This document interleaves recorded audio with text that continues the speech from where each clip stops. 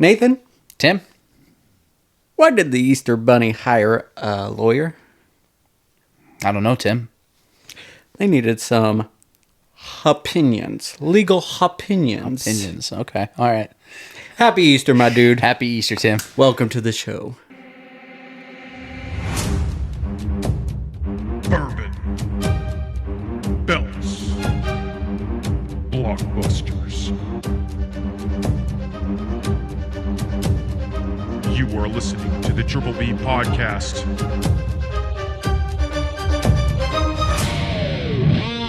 Let's fucking go.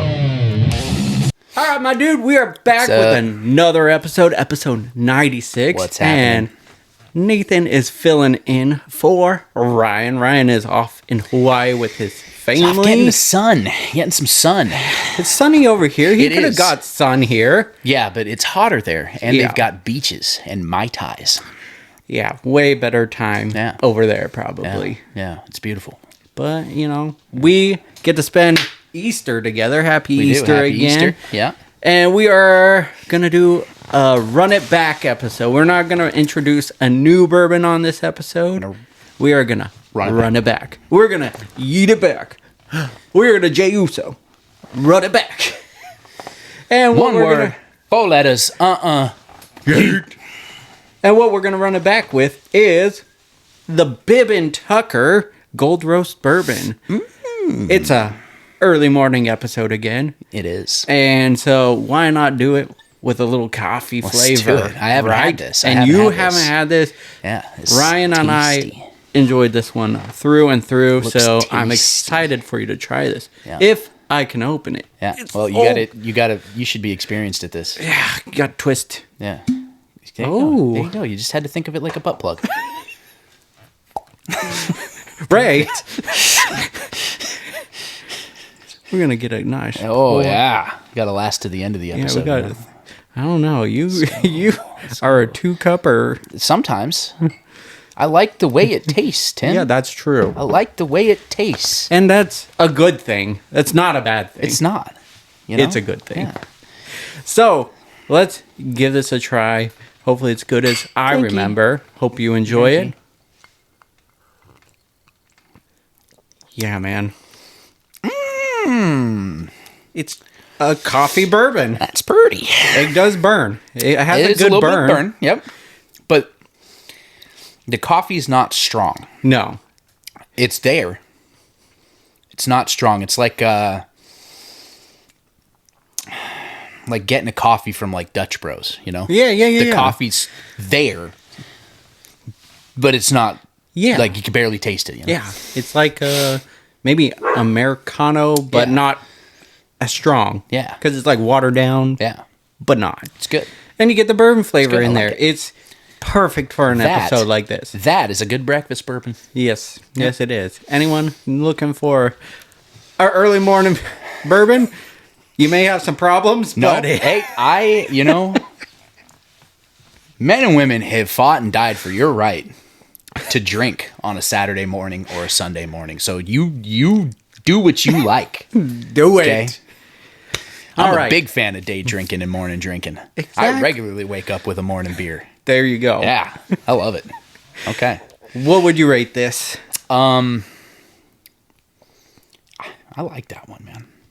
Now, when I do my ratings, when I'm on the episode on this side of the camera, I gotta incorporate Scotches and Irish in there because I love those. But this is right up there with like the Jameson Orange for me. Oh, yeah. So this is probably a 7 or an 8. I'm gonna go with an 8. All right. This guy. I'm gonna stick with my 10. I know I rated this a 10 in the previous episode, and I'm gonna stick with it because there's just not. I mean, we've been drinking whiskey bourbons for a long while, so you can just drink them. But this one's just really enjoyable to drink on the rocks. You don't need it in a cocktail. You don't. It makes really good cocktails, but you don't need it in one, and it's just so easy to sip on. That's my preferred way of drinking bourbon. Any whiskey is on the rocks. Yeah. You know, maybe if it's a like a freaking, what am I trying to say here? Like Johnny Walker. Yeah. Like a a blended scotch that I know is just going to be rough going down. I'll splash it with some water. Yeah. But this is my preferred way, and this guy goes good with that ice cube right there. So, yeah. Hell solid. Yeah. Just to keep the train rolling on this little bit of thing that Ryan's got going the last couple weeks, talking about the Supersonics comeback. Oh, yes. Come on. So there was some news that I saw the other day that the Seattle City Council has now approved the return of an NBA team to Seattle. So we are just inching closer and closer and closer. Closer. Just wanted to get that out there for the people. I like it. I mean, any news is good news on that front, and it's just... We're closer than ever. And I know I said that week in and week out, but it's just, it feels good to be this close to having a team. I know it's still a few years out, but just once we officially get the green light, hey, people are buying the team, they approve it, that's just going to be music to the ears. It's going to be phenomenal. We're going to go to games. We are. Yeah. And we're going to have a blast. So I can't wait. Yes. Can't wait. Yeah.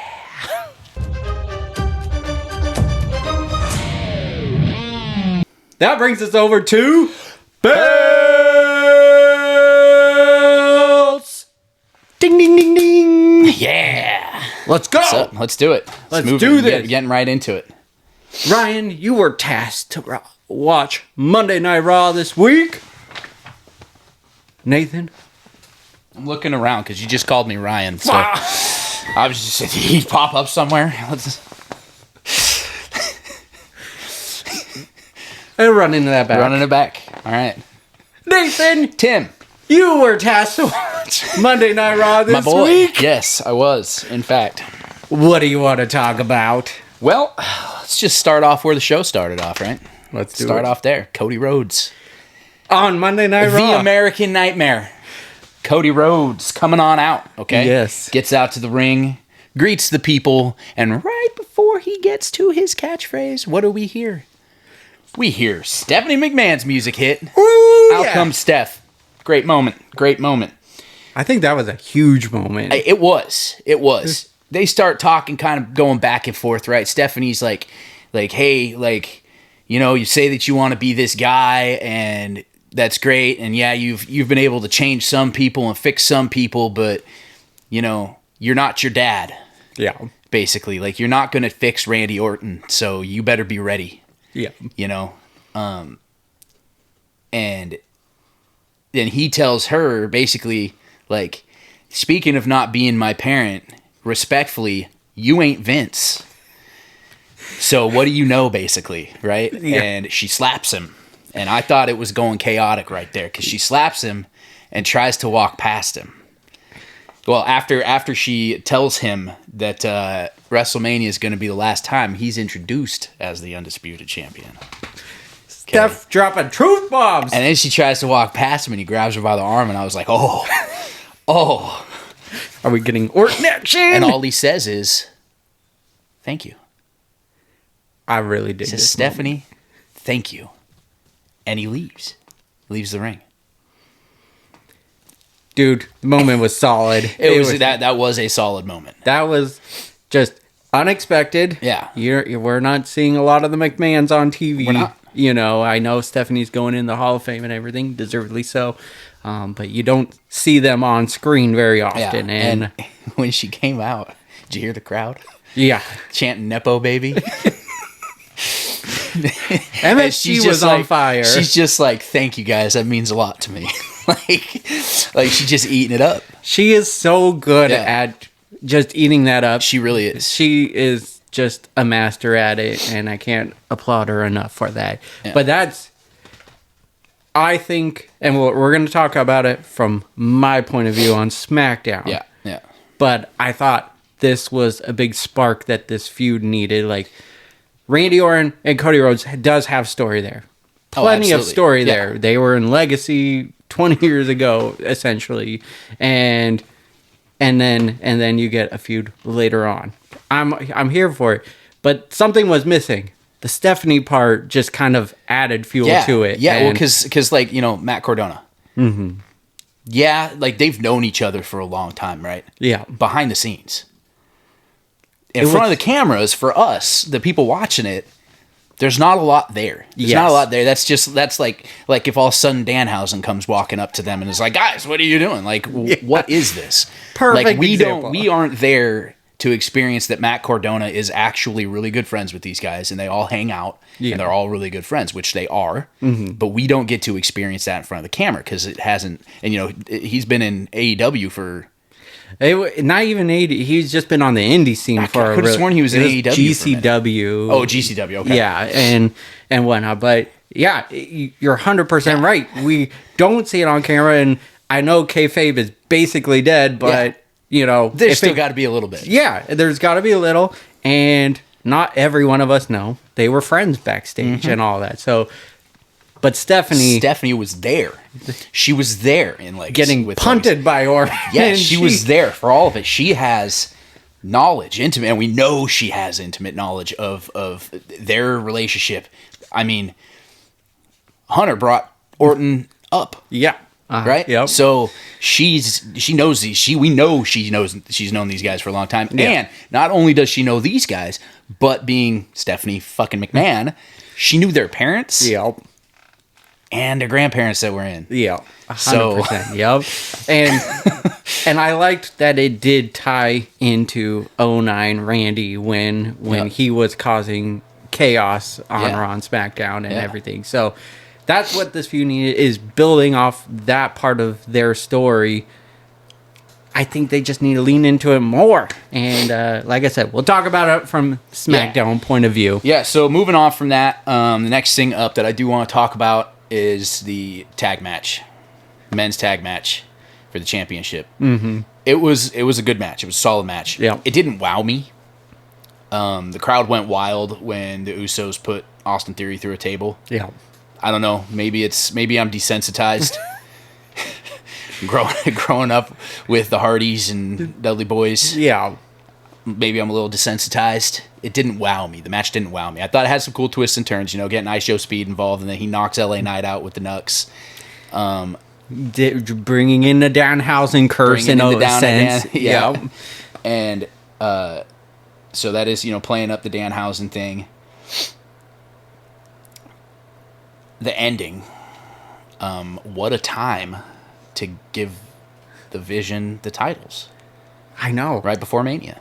It's insane. Like, I don't recall ever a time where titles have been switching this close to Mania. Close, yeah. So you had U.S. title switch off of Mello to Sammy on SmackDown, and now tag titles 3 weeks before WrestleMania. That's crazy. That's just unheard of. The last time, traditionally in the past, the last time that you see massive title changes like that is Elimination Chamber or No Way Out back in the day. Yeah. You know, a month. Yeah. A month and a half out from WrestleMania. Because they got to build those storylines. They got to make sure that the guys, hold on just a second, let me get a little sip. They got to make sure that the guys know who they're facing at Mania. Exactly. Right? So they can build a good story around it. This, going back to something that we talked about, I think, last week, that you and Ryan were talking about, kind of makes me nervous. Because the Usos should have had a match scheduled at Mania. Are they still going to have a match scheduled at Mania? We don't know. Maybe they get a rematch at Mania. We don't know. I mean, but for sure, now that they're not the champs, unless they can get them back before Mania, which I doubt, they're going to get involved in the CM Punk Roman Reigns match. Which I don't want. I don't want it either.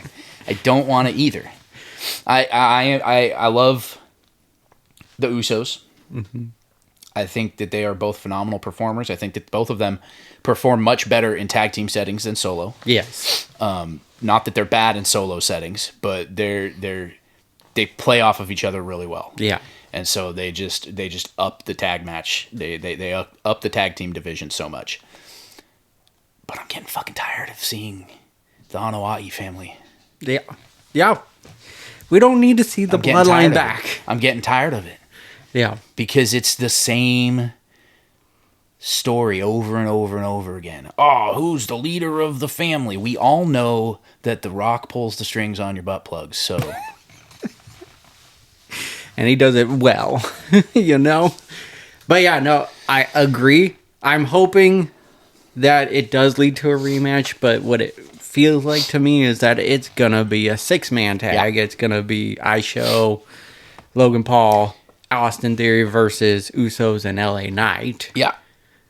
But I still don't think that's going to prevent them from being involved with the Roman match either. No, that's true. Yeah. So I think they're going to get a double dose of Mania. Probably it'll be on night 1, and then Usos still come out during Punk's match. Yeah. But I agree with you. We've seen it all. We've seen it. They did like the 4 year build to, you know, Cody eventually winning the title. Yeah. And it was all Usos. It was great.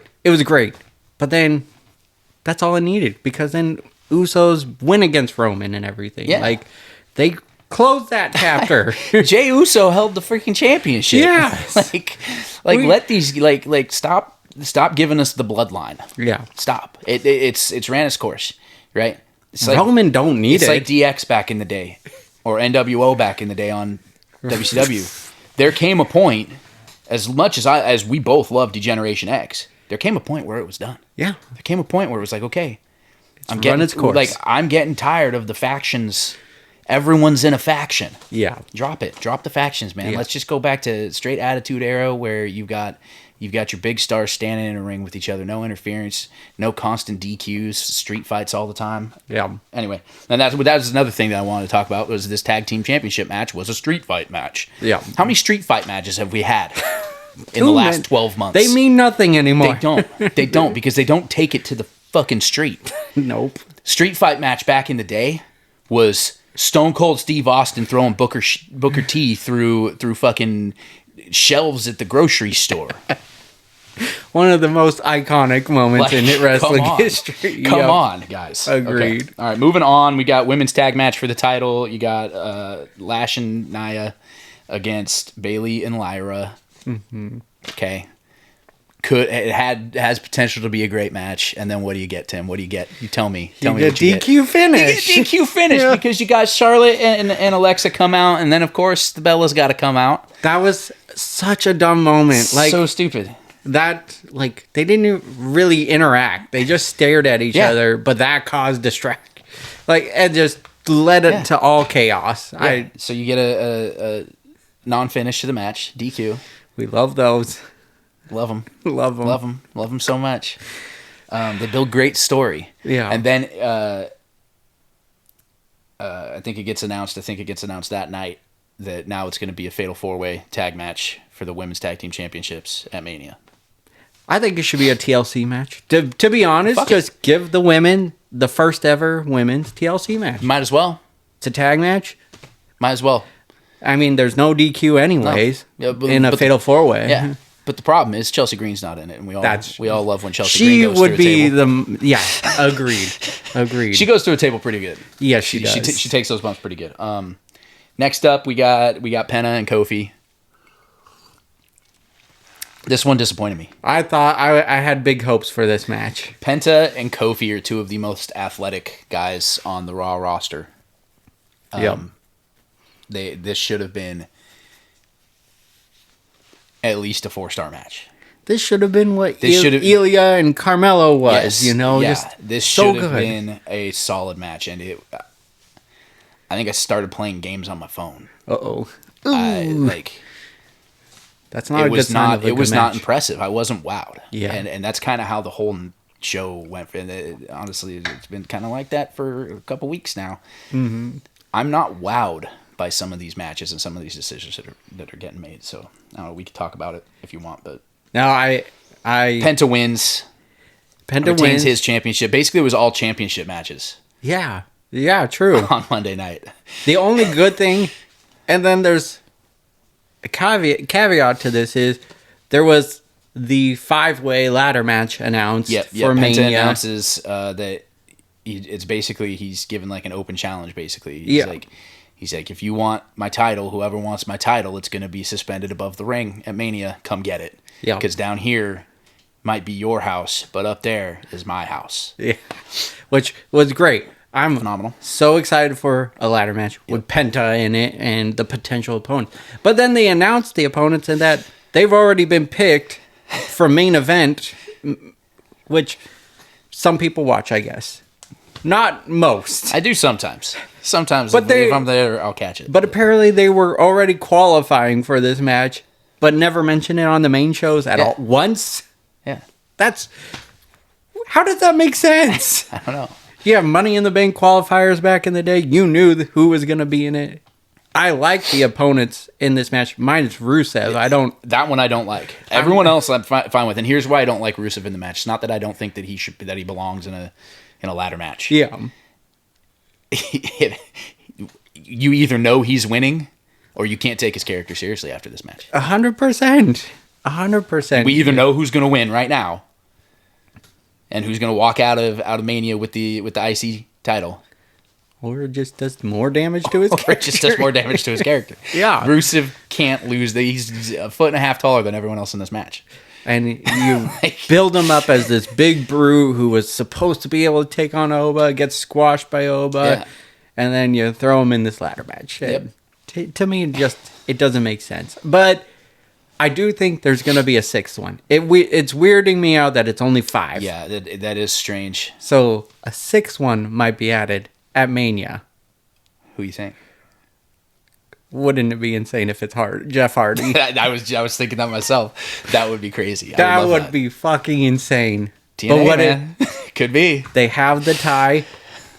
Another one I wouldn't be upset with, and this is just dealing with the WWE roster, but what if Rey Fenix joins it? He wasn't one of the 5 already, right? No. It would be the first He's still on SmackDown, isn't he? Yeah. It would be the first interaction of Rey and Penta here's on the main roster. I would be disappointed if they brought Rey Fenix into it. Okay. That would disappoint me, and here's why. They brought Penta over. 2 months later, they brought Rey over, right? It wasn't that long. Yeah. And it was very quick, yeah. They're known to be a tag team. Yeah.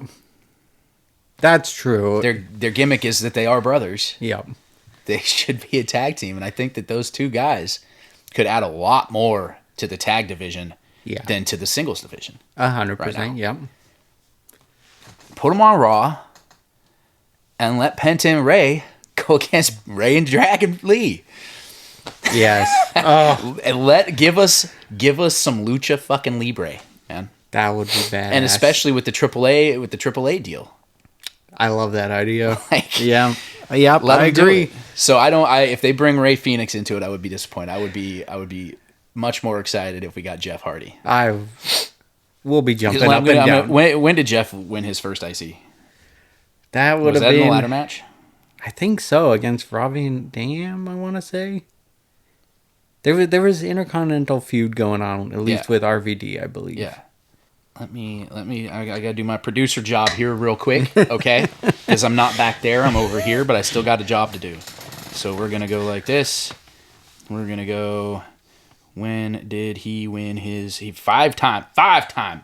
He's a 5-time IC champ. Holy 5-time IC champ. And we're gonna go down the list here. April 10th, 2001. Not almost.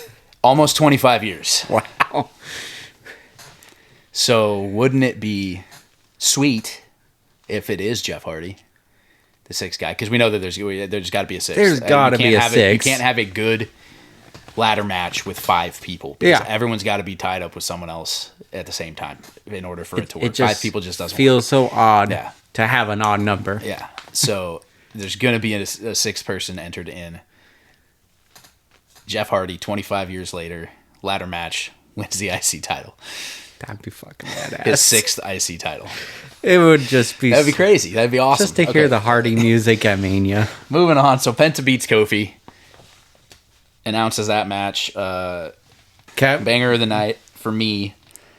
I felt like the end of the show, while the beginning of the show was important for the storyline, I feel like the end of the show was important for us. Yeah. So banger of the night is Roman Punk scuffle. Roman Reigns comes out, cut a promo, and CM Punk comes out and they get into it, and CM Punk gets a little revenge.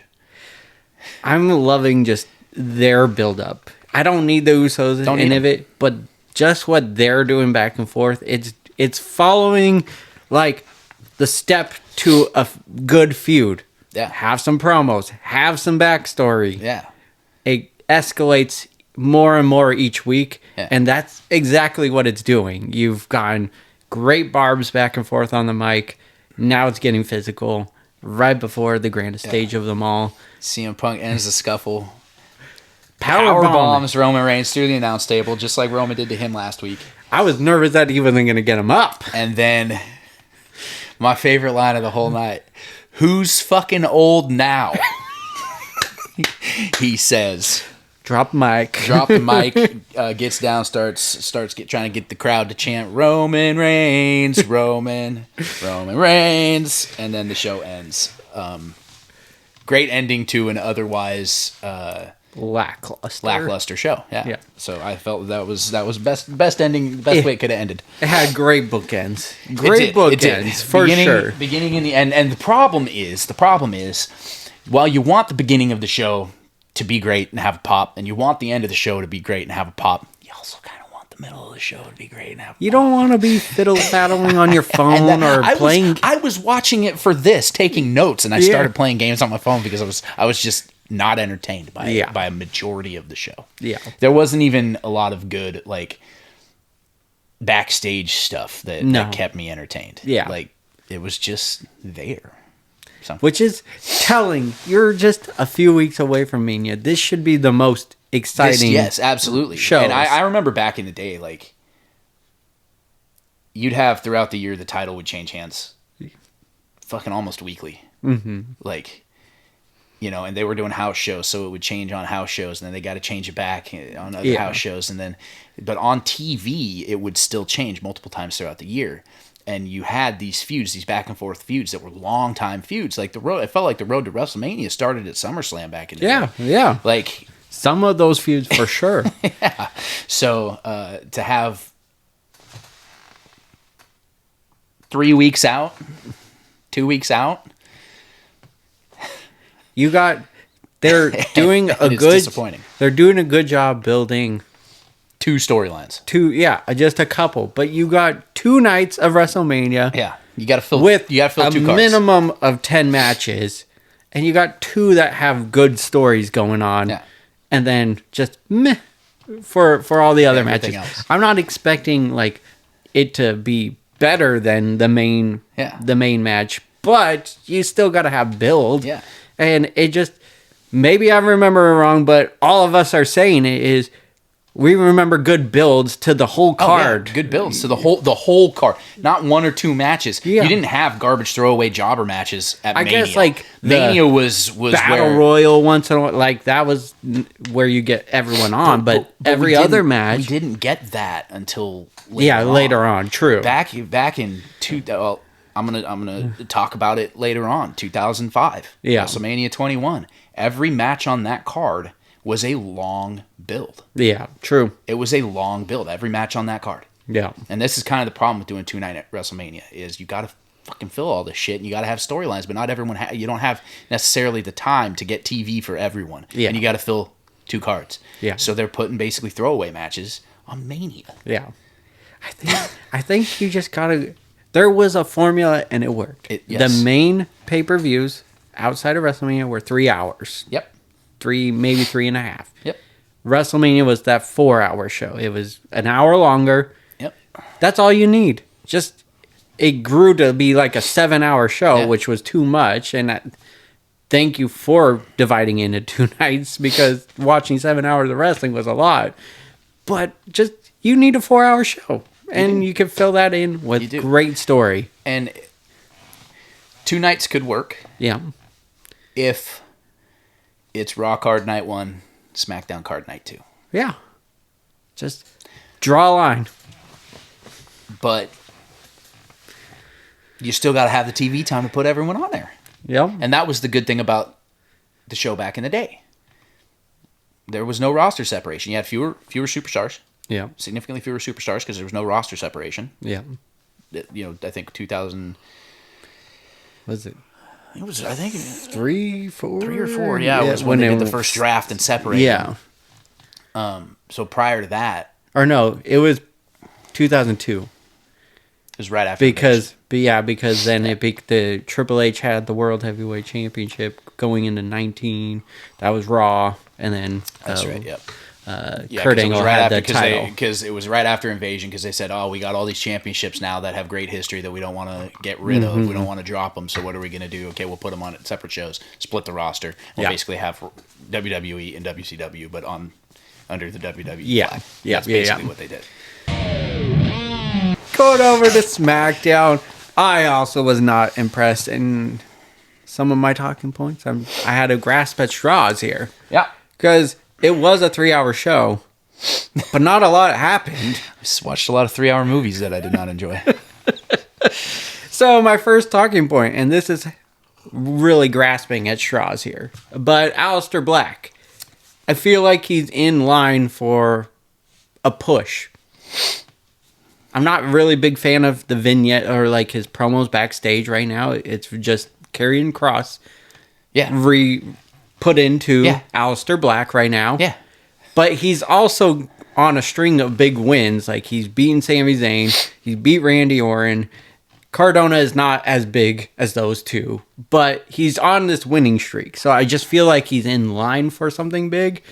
Which is weird to do right before Mania, and he doesn't have anything going on at Mania, so it's weird, but there's something there. I feel like I was thinking Money in the Bank. Oh, okay. I think they're building him. They're doing the right thing with him and building him. Yeah, and then I think he's going to end up in Money in the Bank. Potentially win that. Win Money in the Bank. Now, what I don't like I get they're married. And they like to do that with superstars. Yeah. Get Zelina Vega out of there. She's not adding anything to it. No. She doesn't belong. No. You're to me, you're tampering with his character by bringing Zelina. I understand. I get it. They're married. They want to do stuff together. Yeah. I get it. Mm-hmm. In real life. Yeah. Get her out of there. I agree with that. She was doing so good. Aside from some in-ring performance issues sometimes, but she was doing so good on her own. Yeah. It's a solo's competitor. In the main picture. Yeah. Get her, put her back on that. She deserves it. She's worked her ass off. She deserves it. Get her. She doesn't need to be a ring manager. Agreed. For her husband. She needs to be on her own. 100%. Agree. You're not gonna suddenly start fucking, bringing Chelsea Green out with Matt Cardona. No, exactly. Exactly. Zelina Vega to me was just as big as Chelsea Green in the women's division on SmackDown. Yeah. I'm not expecting. It goes back to me saying there needs to be the mid card needs to be more, and they don't have a lot in that area. Zelina fits well into that, and needs to fill that role. Here's the issue, right? How long has the women's division had mid card titles? Not long. It's been a year. A year. Yeah. A year. Yeah. It was about a year ago, WrestleMania last year, when they introduced. I think it was women's right before. It was right. Yeah, it was right before. Was it right before? Yeah, because it was a tournament at WrestleMania for the women's Intercontinental last year. They don't know what to do with it. Yeah, yeah. The women don't know. As everyone wants that title shot, but they don't. I don't think understand the difference between mid card and main event because everyone's been fighting for main event. Yeah. For 20 years, 30 years, because they've never had that. So. Exactly. So I think it'll take some time before they start doing it right. Yeah. So, and it's weird because big faces in the women's division on SmackDown who have husbands who have been in the running for mid-card titles, you'd think that they would understand, Chelsea Green, Zelina Vega. Yeah. Not that Chelsea Green and Zelina Vega don't deserve a shot at the main title, because I think that they both do. They're both awesome in ring. Yeah, I agree. They're two of the best performers on SmackDown in the women's division. But I digress. I'm talking a lot. He digresses. We're just bringing up thought-provoking questions here, so... We are. It wasn't very interesting, but it did come up with a lot to talk about. Yes, it did. Sammy. Trick Williams. Carmelo. First of all, Trick Williams is doing nothing but gold right now. Trick Willie. Bringing his out lemon stepper peppers. Lil Yachty. Coming out. Hostess with the mostest. I'm liking it and hating it at the same time. Yes. Sammy is delving into heel. The crowd is not liking Sami Zayn anymore because he bulldozed over Carmelo right before WrestleMania. Yeah. And I'm pretty sure I heard the crowd saying Sammy Hogan or trying to get it started. Sammy Hogan. I'm pretty sure that was getting going, and it kind of feels that way. I'm sure the storyline isn't for that. Like, to have... Yeah. Sammy's the bigger name. It's going to draw. And it helps go into this character who's starting to take advantage of moments where he normally wouldn't have. He would have... Yep. Like in this main event match for the he would have Sami Zayn would have backed off, and he would have waited to make sure that his opponent is good to go. Yeah. Not hit him with a haluva kick while the ref's still checking on him. That is definitely 100% a heel. That's a Randy Orton punt. Exactly. So things are going Sammy's way. I still feel like Carmelo is going to be added to this match. I mean, the story is there just for Trick Williams and Sammy. It is. They've been building it for quite a while, but Carmelo deserves to be on the show. Yeah, I think it was an interesting decision. I know why they gave Sammy the belt last week. It was to add more stakes to the Trick Willie Sammy feud. Yeah, make the stakes a little bit bigger. I don't agree with it. I don't either. Don't. Melo's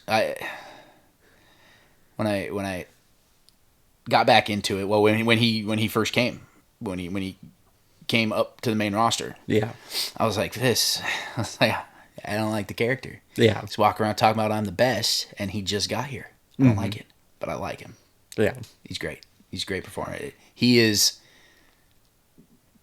right now probably the most exciting performer on SmackDown. I would agree. Yep.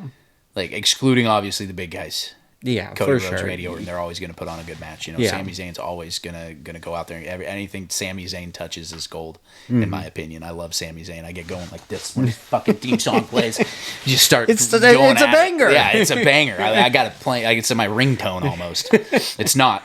CM Punk's entrance theme is my ring. Yes, that's what I wake up to every morning.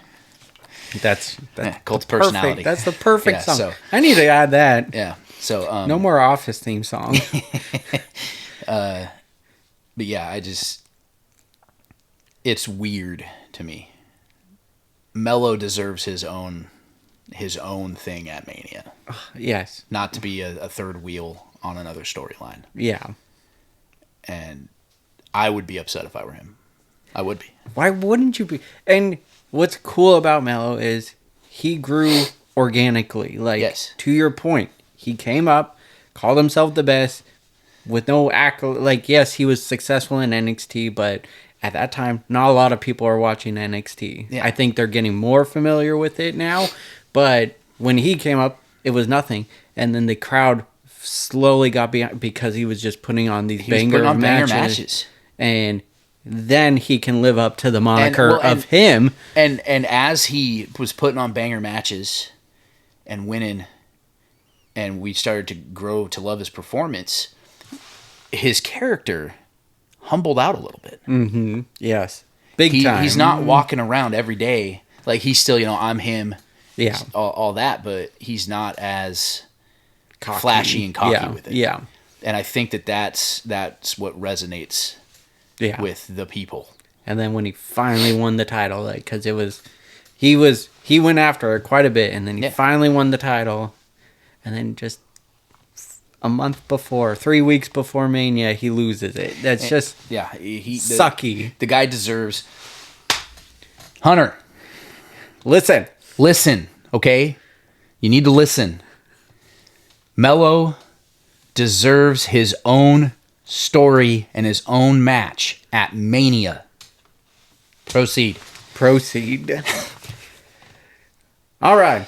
Next up, Pat McAfee is the man on the phone. Oh, man. So, while I was giving kudos to adding Stephanie to this feud, I'm not feeling it with Pat McAfee. I like what he said on the mic. I like what he was delivering to this feud. Kill everything. Save the business. Talking about Randy Orton's of the back in the day. I loved this promo. I loved the promo. I don't love that it's McAfee. I do. Okay. Good. I do. This is good then. I do. I'm not sold on the McAfee, but like I said, I love what he said on the mic. I love that it's Pat McAfee. I don't know why. It's giving me Eric Bischoff joins NWO vibes. I would agree with that. And it definitely... Because if you remember back, NWO, WCW, they came from WWE or WWF, and they just started causing havoc, right? And they were fighting against Eric Bischoff. And then all of a sudden, boom, Bischoff flips the switch, and hey, I've been pulling the strings this whole time. Yeah. Right? WCW didn't do it right. Yeah. But it's giving me that, and I like it. I like Pat McAfee with a little bit of a heel turn. I do like the heel turn. I think it's good because he was this over the top goofy guy. You add the heel to it. And it's I think it's a good way to get him back. Obviously, we were talking about it a couple weeks before filming. Yeah. You know, I was like, man, I wish McAfee was back. Yeah. And we were all talking about, well, it doesn't sound like he's coming back. And that was a cool boom, swerve. He comes back. that was a big swerve. But I think it's a good way to get McAfee back in, get his face back on TV, run it for a minute, put him back in the announce booth. Yeah. Unless he wants to. He's good in the ring, man. He is. He's not good. bad in the ring. Yeah. I watched him perform. He's not bad in the ring. Yeah. But I think it's a good way to get him back on TV. It's a good natural kind of natural way to get him back on TV. True. When I rewatched the segment over and over again, it comes across as Pat McAfee is one of us, a fan. Yeah. And that's how he was coming across. Yeah. And I do like that part. I just don't know if this feud needed that. Like, I guess we were just talking about how there's so much history with Orton and Cody. There was a lot of Easter eggs leading up to this match over the past couple years where Randy's looking at the title sideways. Yeah. So many things. And all the times he almost went back to the punt. Yes. Yeah. And so there's just so much story that you could have used, but now we're leaning on Pat McAfee. And it just came out of left field, and maybe that's not why I'm like it. Like I said, I do like what he said. It's 100%. It was WWE shooting its shot on itself. Yeah. Because we talked about how bad SmackDown was last week. And McAfee's like, the lowest rated episode of SmackDown last week. And then just talking about things that we're not liking about WWE. So I like that. And I like his heel turn. I like that he's coming from a fan perspective. I don't know if the storyline needed it. But I'm here to see it play out at the same time. Yeah, absolutely. I agree. The storyline didn't need it. But they may build it. I mean, they may build it, and it may be a great storyline, you know? Like, it's probably going to go beyond WrestleMania. Yeah. You know? I could see it. The issue that I have is it seems like the storyline is going in the route that they've taken too many times over the last few years of Pat McAfee's going to build Randy Orton back into the legend killer, and he's going to, you know, change the business and fix the business. Yeah. And Rusev, Karrion Kross, Aleister Black. True. It's been done over and over, and all three of them were doing it at the same exact time. Like, you know, true. So Very true. That's the one issue that I have is it looks like it could be a replayed storyline. Yeah. But and poor Cody Rhodes nuts, man. He is just getting kicked left and right. Left and right. I hope he's wearing a cup. he got kicked. Glad he already had a kick. By John Cena last year. He got it. Travis Scott, I think. Yep, Travis Scott got him, And then now McAfee, Randy Orton. So and Travis Scott got him. Yeah. Yes. Travis Scott's not a wrestler. Travis Scott smacked the shit out of Cody and got him. Yeah. So he's getting it left and right. All right. My banger of the night. And this is telling because, I mean, those two previous segments should be probably in that banger spot. Yeah. Just storyline wise. But I got to give it to Danhausen's curse that cost Miz and Kit Wilson the tag title because we've been seeing the curse backstage and Dom lost the IC title. Yep. We got Miz miserable because his phone fell in the toilet and missing everything. But to see it play out in a match like this was gold. I think super gimmicky. But I loved it, man. The ref tensing up in the right arm. And it brought me back to I can't remember what year it was, but it was a Goldust match, man. Mm-hmm. Like, Goldust was super gimmicky, but I loved him. Yeah. I loved it. And he'd do stupid shit like that. Yeah. And just so R-Truth right now goes from classic R-Truth to, aggressive Ron Killings. Yeah. R-Truth, WWE R-Truth to TNA Ron Killings. Yes. Those are two different characters, right? TNA Ron Killings was a serious competitor. Yeah. He wasn't the gimmicky idiot that he played on WWE. Yeah. And so his character right now goes back and forth between the two. Yeah. Which I like. I love it. You never know which R-Truth you're going to get. Yeah.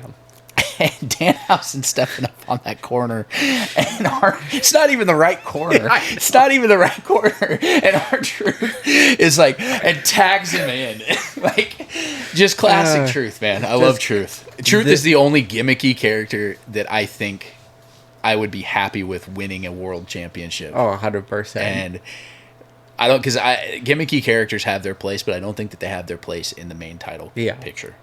R-Truth fits. R-Truth I would love him in the main title picture. Yeah. And that would be must-watch TV. Absolutely. Absolutely. He is must-watch when he's on now. This is what I love about the guy. He's been with the business for so long. Yeah, he left for a little bit, went to TNA, but he came back, and he doesn't give a shit about winning gold. No. He's just there for the love of the game, man. He's the most title holder for the 24/7 championship, and he's won tag champs left and right. He's never won the big one though in the WWE. It would be so fitting, and it doesn't even need to be a long reign. But no, it can be super short. But I think at this point, how long he's been? What he debuted in 2001? It was 2001. Yeah, 2001. He debuted as K-Quick. K-Quick with Road Dog. with the Road Dog. Yeah. Get rowdy. Yeah, and there is a video out there. So 25 years he's been with the company. So just give him the title just for a couple days. I don't care. Do it anyway. All right. Yeah. Do it. Back to what you were saying. But then, yes, the curse happens to the ref, and then the ref switches it to left hand to count. For them, yeah. And I loved the announcing. He's like, 1, 2, and then and Miz is so pissed off, and then gets the South of Heaven chokeslam, and then freaking what's his name on announcing? Not Wade Barrett, Graves.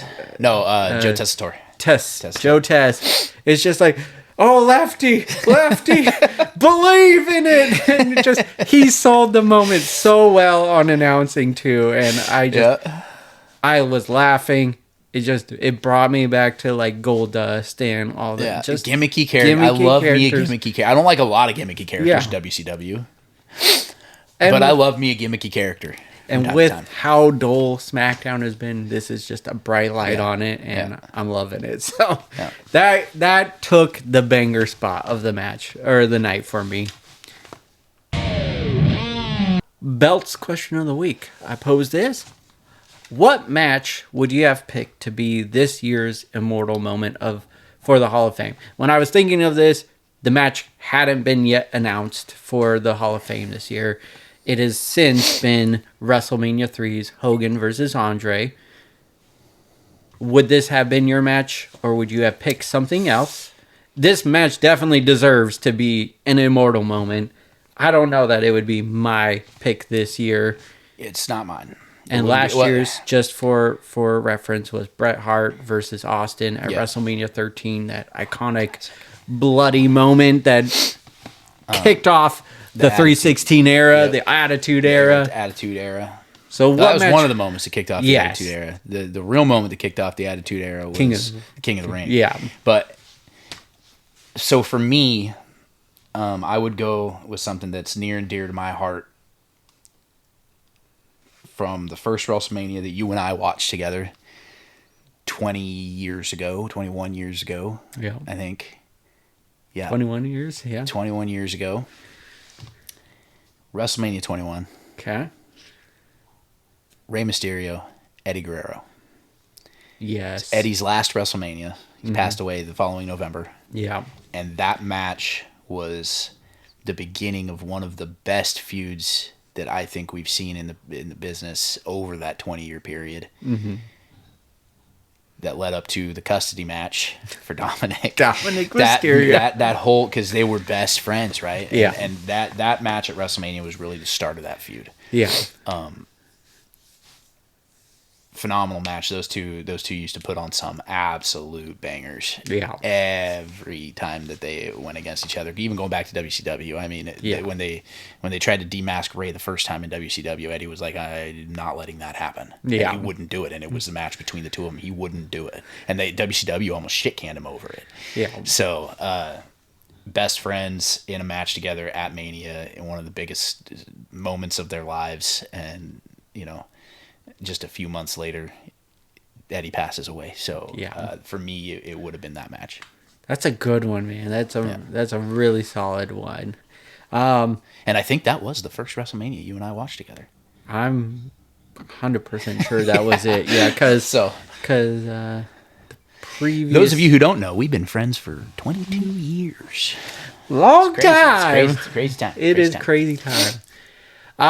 The moment I picked, and I didn't pick a WrestleMania moment. I Googled it, and it says, I mean, this is a brand new category, so I don't know if Google even knows, but they said it's not necessarily a WrestleMania moment. So I picked Mankind versus Undertaker in the Hell in the Cell 1997 King of the Ring match. Oh, man. The throw off the cell was iconic. Yeah. The going through the top of the cell was iconic. That whole match is iconic. And it just, I don't know, there's just moments in wrestling. While, yes, Hogan, Andre, body slam is one of those biggest moments that you think on. When I got into wrestling, that wasn't something I saw right away. It was something I grew to see. Right. Well, I mean, WrestleMania 3 was a couple years before I was born. Yeah. And so I know it was a year, I think. 2 after I was born. Yeah. Because I'm pretty sure 88 was WrestleMania 1. Was 88 WrestleMania 1? Well, then it was a year after I was born. Yeah. Then. But still, not old enough to remember it. Yeah, exactly. In the moment, I did watch it. Our dad had bought the VHS of it, and so we watched it early on. I think I was like 4 or 5 when I saw WrestleMania 3, because my dad loved wrestling back in the day. We would all sit down, me, my brothers, my dad, we would sit down and watch Monday Night Raw. Mm-hmm. We would flip back and forth between Monday Night Raw and Nitro. Yeah. And then you had, before SmackDown, you had basically Thursday Night Thunder for WCW. Yeah. So, but he had the VHS of WrestleManias 1, 2, and 3, and I think up to 5. Okay. We had the VHSs, and so, we got to sit down and watch those things happen. Yeah. Huge moment, but I don't know that I would have picked it either. Yeah. And so me starting to really watch wrestling in 97, that was just one of the most iconic moments at the time. Yeah. And so I think you could just argue that it is one of the most iconic absolutely. moments. And here's how you know. You take non-wrestling fans, everyone's seen the clip. Yes. Everyone knows who Mankind and The Undertaker are. Yeah. And they refer to that. Yeah. You know, huge match. And the call from Jim Ross, by God, he broke him in half. Yeah. You know, it's just, that moment was so good. So if I had to pick an immortal moment, like if it had to be from WrestleMania, again, this comes as I started growing up, and my first WrestleMania viewing, actually watching it, was WrestleMania 17. So I'd pick the TLC match, Edge spearing Jeff Hardy, and that was my runner-up. Yeah, and so if I have to pick a WrestleMania, I think I would pick that, just because, again, it's just a moment everyone knows. They've seen the clip, and it's iconic. Yeah, so these guys used to put on some bangers. But nonetheless, this year's WrestleMania 3's Hogan Andre, big moment. I'm curious to see who's gonna be like taking the award on the behalf of these two. Probably Nick. Probably Nick Hogan. Yeah.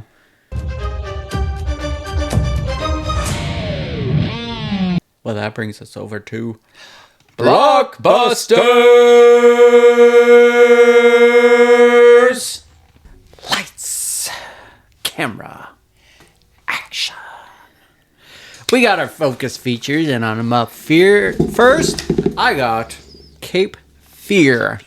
And what this is a show on Apple TV. So this summer, Fear takes hold. Inspired by the 1991 remake, directed by Martin Scorsese and produced by Steven Spielberg, a storm is coming for happily married attorneys Anna and Tom Bowden when Max Cady, the notorious killer they are responsible for putting behind bars, is let out of prison, and he wants vengeance. The cast for this is Javier Bardem, Amy Adams, and Patrick Wilson. The release date is June 5th of this year, and again, that's going to be on Apple TV. Yeah. What did you think of this? It looks good. Looks real good. I like that Scorsese and Spielberg are coming back to do this one. Yeah. Because they did the first remake in '91. Yeah. Obviously, the original movie came out quite some time prior, but Javier Bardem, man, he plays a villain. Boy was born to play a villain. Yes, he is. No Country. Yep. Freaking 007. Was it? Was Quantum of Solace? I think so. Yeah. Yeah, I think so. Anyway, he was born to play a villain. Yes. And he plays it so well. Patrick Wilson, amazing actor. Amy Adams. He's an underrated one too, Patrick Wilson. Oh, absolutely. And Amy Adams, you don't see her in a lot of roles like this. Definitely not anything like this. So I'm gonna be excited to see her in this role. I'm really curious because they said this is gonna be a series and not just a movie. I'm curious how they're gonna play that out to be a series and not just a movie. Because I mean, if it was a movie, I'm sold on it. Yeah. They get to tell more story in a series. I'm ready for that. Yeah, I'm down. I'm in. Hell yeah, man. Yeah, but it looks good. It looks really good, and I think Javier Bardem is just perfect for it. If anyone's gonna one up De Niro's creepiness, absolutely, it's gonna be Javier. Yeah, he's great. And for my focus feature, I went with one. Probably saw this coming, knowing where my interests lie as a fan. We're going with Mandalorian and Grogu. We got a full trailer for it, so it looks pretty good. The synopsis: the evil empire has fallen, but Imperial warlords remain scattered throughout the galaxy. As the fledgling New Republic works to protect everything the rebellion fought for, they enlist the help of legendary Mandalorian bounty hunter Din Djarin and his young apprentice Grogu. Cast Pedro Pascal, obviously, as Din Djarin, Sigourney Weaver, don't know what she's going to play, and Jeremy Allen White. Mm-hmm. The release date, May 22nd, 2026, and that's going to be an IMAX. Hell yeah, man. Yeah, I'm excited. I love Star Wars. I love all things Star Wars. If it says Star Wars, I love it. Even the sequel trilogy, I do enjoy. Good. For those of you out there who are haters.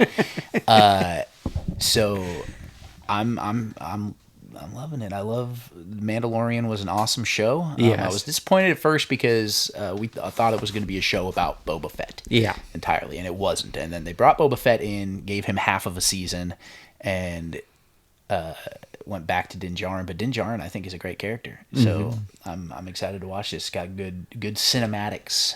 Yeah, from the trailer. So, and it's bringing back a lot of characters that you would see if you had watched Clone Wars and Rebels. Yeah, there's going to be, looks like there's going to be a lot of characters in it from those series. So, which is so cool. Excited. Those shows, the Clone Wars is highly regarded and everything. Yeah. And so, and then just The Mandalorian was a great show as well. Yeah, and with Filoni directing, I don't think it can go wrong. Yeah. Filoni, everything he touches Star Wars, I feel like is gold. Obi-Wan, Ahsoka, Mandalorian. I think it's good. And Favreau. Favreau's involved too. So I like how they tied in the Star Wars theme song into the trailer and just kind of cut it out in there and brought it back. I like that tie to it, but looks great. It looks like it's going to kick off our summer blockbusters this year as a May 22nd release. So that first weekend of summer, kind of in a sense, and I'm excited for this. Me too. Hell yeah, man! Can't wait. What's in the news? What's in the news? We got a few things. A Prayer for the Dying. This looks good. It's got John C. Reilly. Yes, What's John C. Reilly known for? Comedy. This is not that. Nope. It's so. If you haven't seen the trailer, go look up the trailer. It's like a Western, almost horror. Yeah. They get, I think it's typhoid fever starts rolling through their town, and they got to quarantine and not let anybody in, not let anybody out. And it looks like there's just some dark shit going on. Yeah. So it looks pretty good. It's got John C. Reilly. That's the only name that I recognize. Yeah, that was the only one I recognized. So, but just seeing him in this serious role, I was like, yeah. Ooh. Yeah. So that's going to look good. Up next, I put the Supergirl trailer on there. Hold on. Oh. This reminds me of The Witch. The prayer for the dying kind of reminds me of The Witch. Yeah.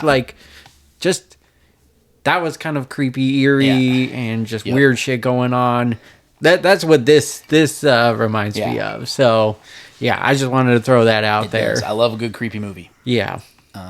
So I think it's gonna be a good one. Yeah. So I'm excited to watch it when it comes out. Moving on to Supergirl. We got a full trailer for Supergirl. Yeah. Not just a teaser. Full trailer came out last week. So it's throwing off Guardians of the Galaxy vibes. Very much so. Very much so. But I like it. I'm a big fan. It also kind of got John Wick vibes. It does too. Yeah, she's a badass. And she's kind of got this. Whereas Superman's this, honorable, I only do good type of character usually. Yeah. She's I'm living my life. Yes, exactly. And doing what I feel is what I feel is necessary to survive. The dog Crypto, kind of get a backstory for Crypto. So I'm assuming this is kind of almost a prequel to Superman that came out. Yes. Yeah. Because Crypto's on Earth and Superman, and these exist in the same universe. So yeah. I think it's kind of a prequel. Yeah. A little bit. I'm super excited for this. I thought this trailer did well. I think the teaser made it feel more and more like Guardians of the Galaxy. This kind of separated it for me, but still gives me those vibes. I was very worried that it was just going to be DC's version of Guardians of the Galaxy, just tit for tat, But I think this trailer did a good job going away from that. I like the John Wick vibes. You put Crypto in harm's way, and to your point, I think everyone's point with Superman and why they might not like him is because he's invincible essentially, but then he always just chooses to do good. You get all his powers essentially with Supergirl, and the lack thereof caring of how those powers are used. It's more fun, I think, and she blasts that one dude with her laser eyes. Yeah, you don't see Superman do that. No. And then Lobo, aka we get Jason Momoa. Him playing Lobo. I'm super excited. They didn't give away a lot of his character in this, but a little more than the teaser, and he looks spot on to what Lobo looks like. And, and with his personality attached to it, I think it's going to be great. Yeah. I think my favorite line from the trailer is when he's like, "Oh, you're that bimbo from the bar," and she's like, "That's what I would say. That's what I call you." And he's like, "Fair enough." Exactly. That's just gold right there. All right, I got a couple things on here. We got Thrash, another shark movie. This is going to be on Netflix. We got a tsunami taking over a city, and sharks are infesting the city with these flooded waters. The reason why I put this on there, I don't have high hopes for this movie. It looks like it's going to be a good shark movie. Yes, but what it reminds me of is this gold movie, Crawl. Yeah. If you ever seen it, I didn't have high hopes for this. It ended up being that's like the same. It's like the same thing, but with alligators. Yeah. So this movie was great. Yeah. I thoroughly enjoyed it. This trailer reminds me exactly of that, so that's why I'm excited about it. Yeah. I'm still gonna go with low expectations. Yeah. I feel bad that they put a pregnant woman in it. Like, I'm just like, really, you need to put that in there? The stakes, bro. It ups the stakes. It does. I'm just like, I like it. I think it looks like it's going to be good. Yeah. Just kind of one of those good, like, kind of mindless movies where you don't gotta think. You could just watch a movie, violence, gore. Yeah. It doesn't look bad, but it's another shark movie. I know we got. How many times can you do sharks, man? You got Jaws. You got like 6 Jaws movies. You got Deep Blue Sea. There's 3 of those. 3 Deep Blue Seas. You got freaking Sharknadoes. Sharknado. What's the one with Sandra Bullock? I think there's one with Sandra Bullock. Or there's Shallows with Blake Lively. Maybe that's what I'm thinking about. Shallows with Blake Lively. I thought that was can't Sandra Bullock. I can't Maybe no, that one came out at the same time as the Sandra Bullock space movie with George Clooney. Oh, that's why I think about Sandra Bullock. The Shallows with Blake Lively. There's so many shark movies. And there's another one coming out to theaters with Aaron Eckhart where they crash in the middle of the ocean in an airplane. So they're worried about an airplane crash, and then there's sharks infested water. Yeah, that's so good. So how many times can you do a shark movie, man? They keep doing them. Okay, all right, I'll watch them. I'm gonna watch it. Sounds good. I'm gonna watch it. Next up, and this one was close to being my focus feature, and this is Backrooms. And I just did a little research on what this was inspired from, and it's based off of one picture posted on 4chan. I'm not very familiar with that, but just a picture, and it got a conversation starting of just what's going on in these backroom pictures, and then it inspired some YouTube shorts, and now is an A24 film. And dude, this looks creepy. A24 makes a good product, so they do. I mean, it looks. I'm not a conspiracy theorist, but I like conspiracy theories. Right, Backrooms is like a big internet conspiracy theory, like where there's this like almost alternate dimension of back rooms where you get lost in these hallways and then something's in there. Yeah. Right. And you've seen the shorts on YouTube and social media. People walking through and then you'll see like a shadow. So this is one I'll probably watch. Yeah. This one looks exciting. The trailer does a great job of just keeping you tense while not giving away a lot about it. It gives I get like a claustrophobic feeling from it and everything. So I'm super pumped for it. We got the special segment of the week, and that is Blockbuzzing for April. And what this segment is we take a movie that not maybe generates a lot of buzz around the audiences, or maybe just we're really buzzed about it, and why we're buzzed about this movie is because of one actor, and one actor alone. One only. The movie is Mike and Nick and Alice. Nick and Alice. It was released on Hulu and Disney Plus like 2 weeks ago, I believe.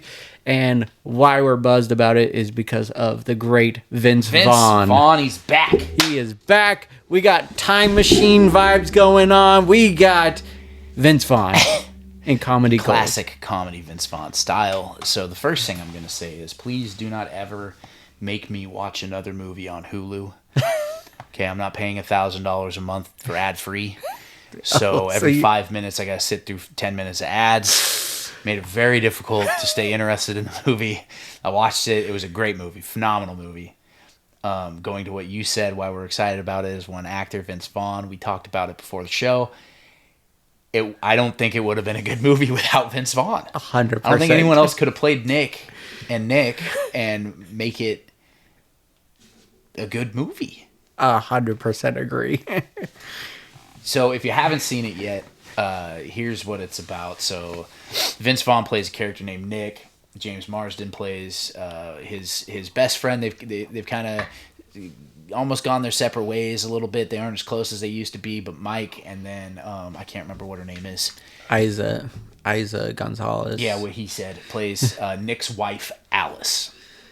Well, you find out early on in the movie that Mike and Alice are scissoring, and Nick knows, and you can kind of get the vibe that Nick knows. Well, Mike is in a hotel room waiting for Alice to show up, and Nick shows up, and he's like, oh shit, he's gonna kill me. Well, in reality, the Nick that showed up is Nick from the future.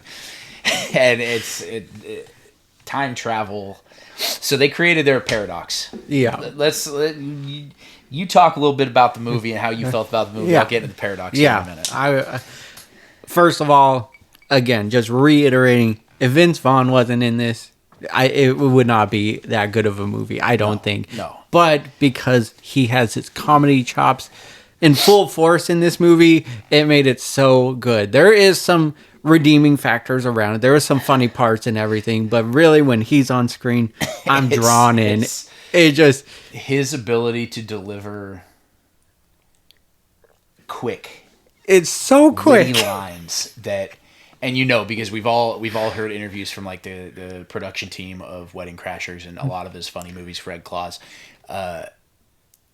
When he's speaking fast, he's improvising lines. Yeah. And his ability to do that and make it fit and make it funny, so good. So good. He's out of this world. One of my favorite actors all time. And you get to see him interact with himself. It's Vince Vaughn interacting with Vince Vaughn. You don't get any better than that. Yeah. He did just as good at playing two roles in this as Michael B. Jordan did in Sinners. Yes. So yeah, interacting with himself. So with that said, I thoroughly enjoyed this movie because of him. It made it watchable. There was a lot of flashbacks that I think didn't need to be in it per se, but I get it why it was added. Yeah, it built the story. It did, and just the story. Like I said, there was some that maybe it didn't need, but overall, solid. I would recommend this to anyone. My microphone's running away. It's your chair. Oh, it's my chair. Technology.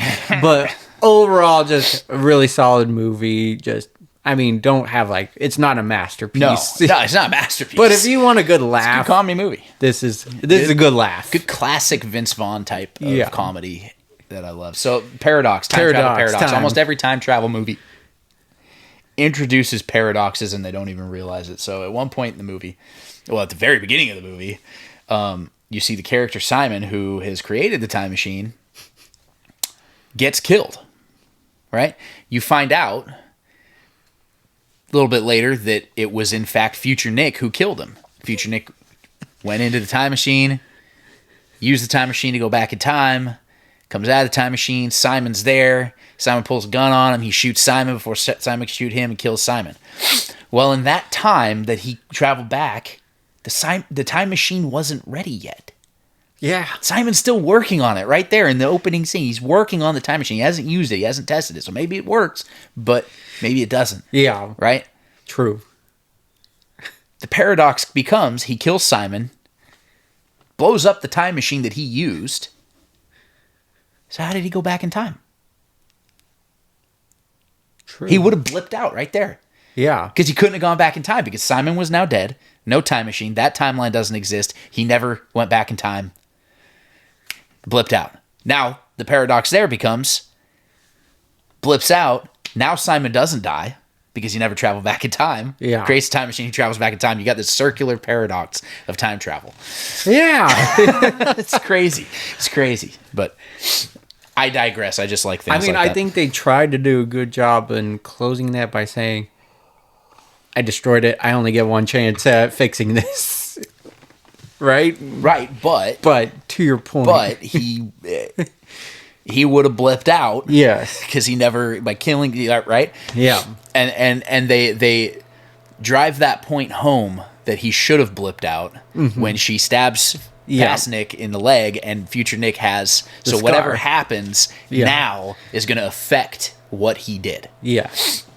100%. Yeah. So that's true. And I don't know. It looks like they left it open for a sequel. Yeah.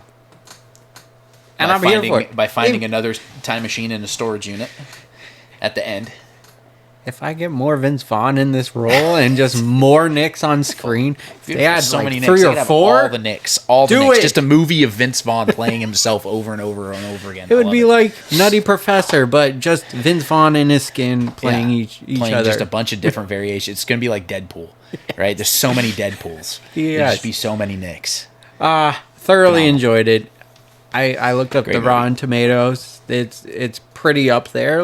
So you know it's a good movie. So it's a good one. Rotten Tomatoes is probably the only critic that I trust. So you think there's time machines out there?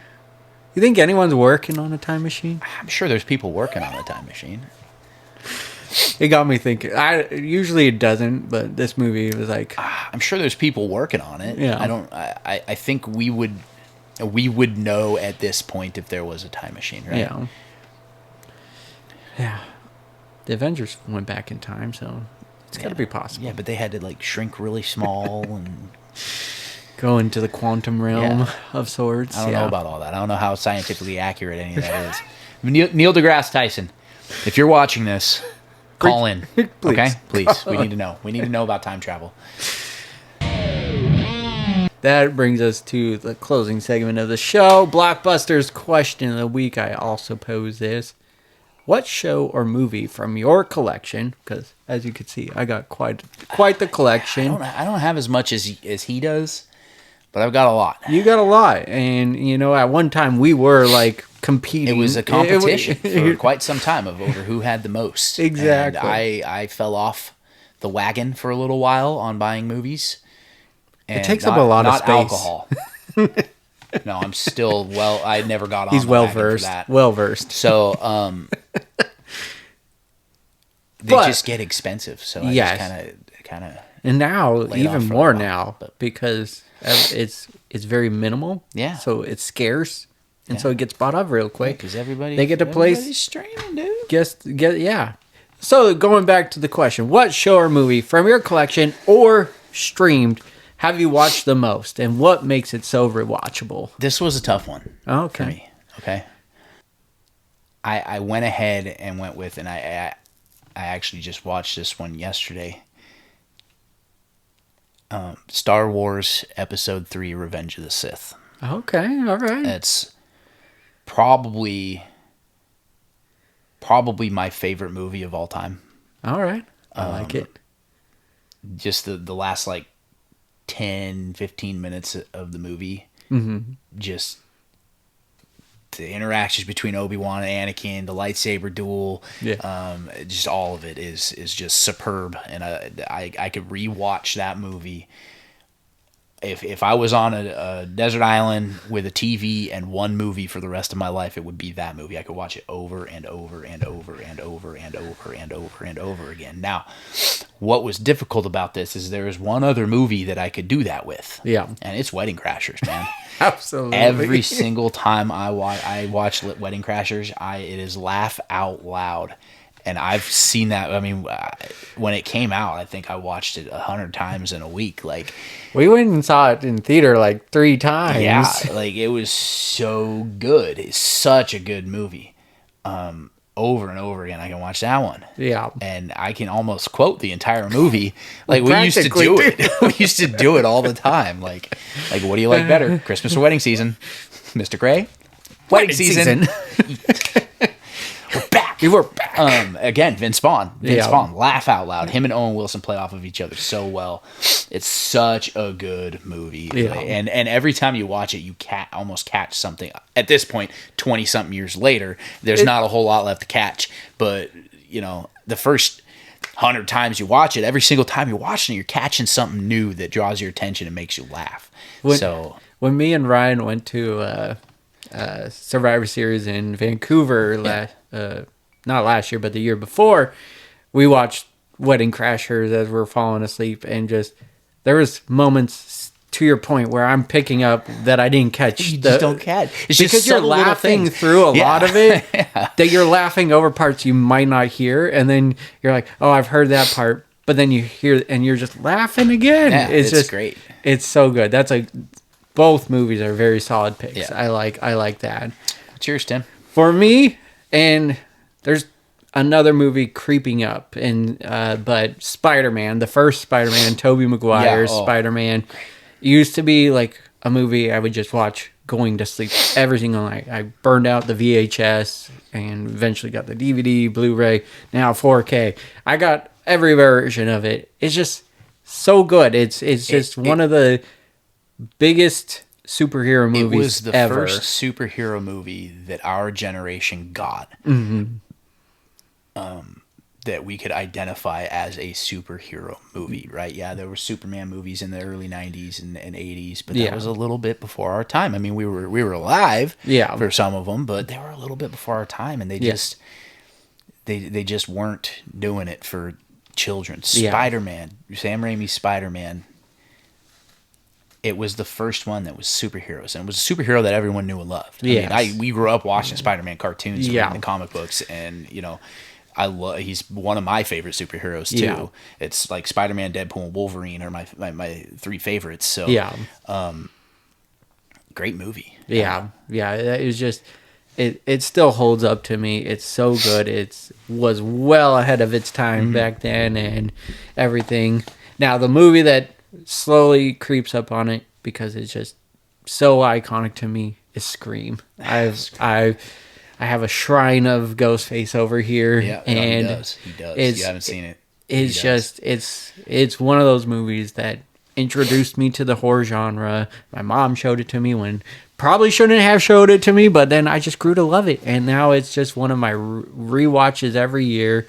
I am just a huge fan of it. So those were like my two movies and why they were so rewatchable. But Wedding Crashers for a long time was just the same thing. It was just over and over, dude. How many times did we watch it in high school? Oh, we both went out and bought it on DVD when it first came out, and just such a good the uncorked version was a new watch to it. New watch.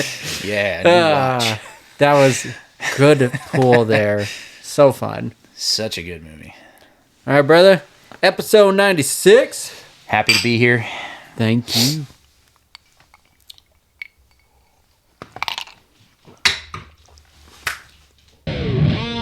Let's fucking go.